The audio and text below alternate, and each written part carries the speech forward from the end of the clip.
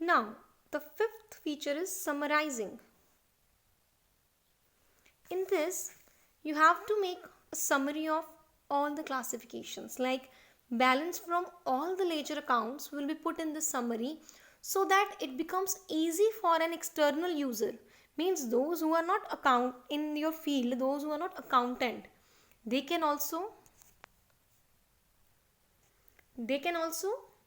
have a conclusion, they can also have an idea, they can also understand what this financial statement or accounting is depicting. So the fifth step is summarizing. In this you will prepare trial balance,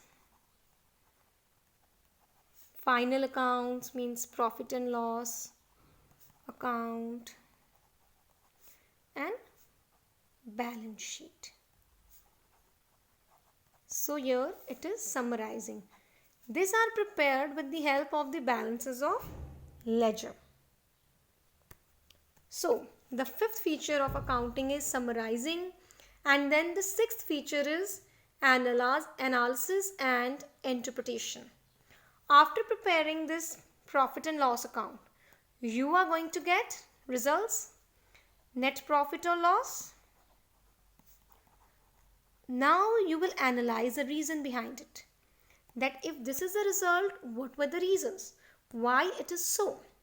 So the next feature is analyzing and interpreting. Checking pros and cons, each and everything, why my profits have decreased or have increased, what were the factors. So this you can do in the sixth feature. And the last is communicating it to the users, maybe internal users or external users. Who are the internal users? Who are within the business, like management, employees, owners. They are the internal users. And who are the external? Who are outside, like government, customers, suppliers. They are from outside. So they are the external users of business. So all the 7 features of accounting is clear to all of you. Now I'll begin with the objective. That if I am doing accounts, why so? Why I am doing accounting? What are the objectives? What is the importance of making account? The first is maintaining accounting records. So as I already explained in the features, accounting is being done to maintain records related to your financial information. You are preparing various books to record each and every financial transaction, because it is not possible to remember each and every financial transaction. Moreover, accounting records also act as an evidence. In case you are having a case in a court and you need your accounting records, they can act as an evidence also. So the very first objective of accounting is to maintain accounting records in a systematic manner, following all the guidelines, all the principles. Second, determining profit or loss. As in the fifth point from the last features, I have told you preparing profit and loss account. With the help of accounting, with journalizing, ledger, summarizing, what do you get? We get the end results of the business. Throughout the year we were working, so after the completion of the accounting period, whether we are in profit or loss, that can be known only from accounting. Third is determining financial position. This is a new point. Financial position means how much assets you have and what are your liabilities. So how would you know your financial position? It can be known from balance sheet. In accounts, you will learn to prepare a balance sheet which will explain you the financial position of the firm.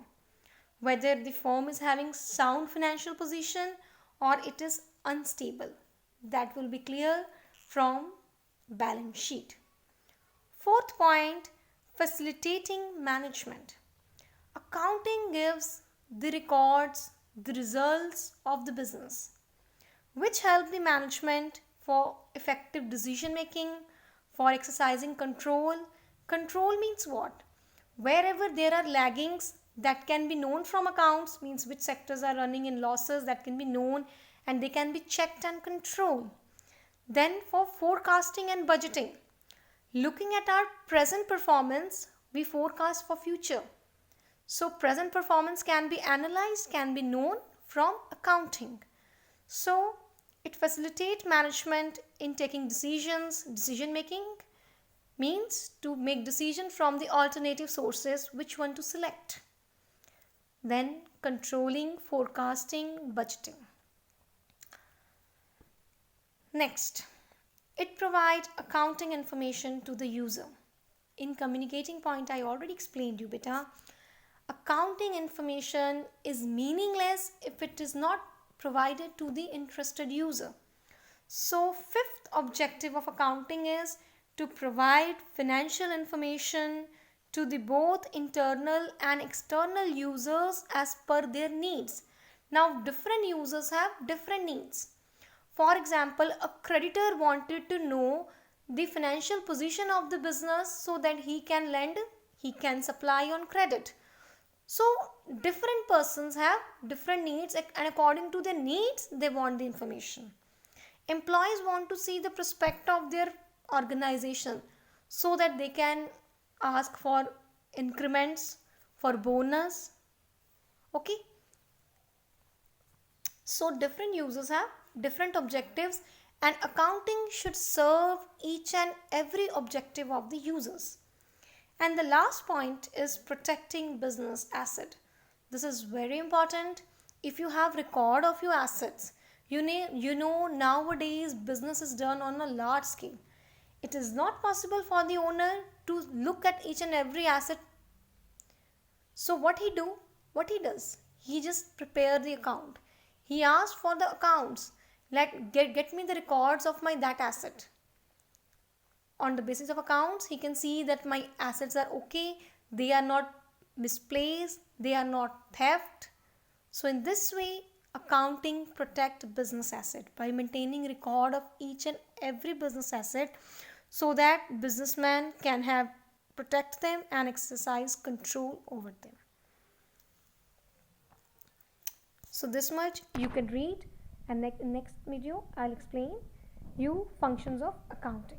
Thank you.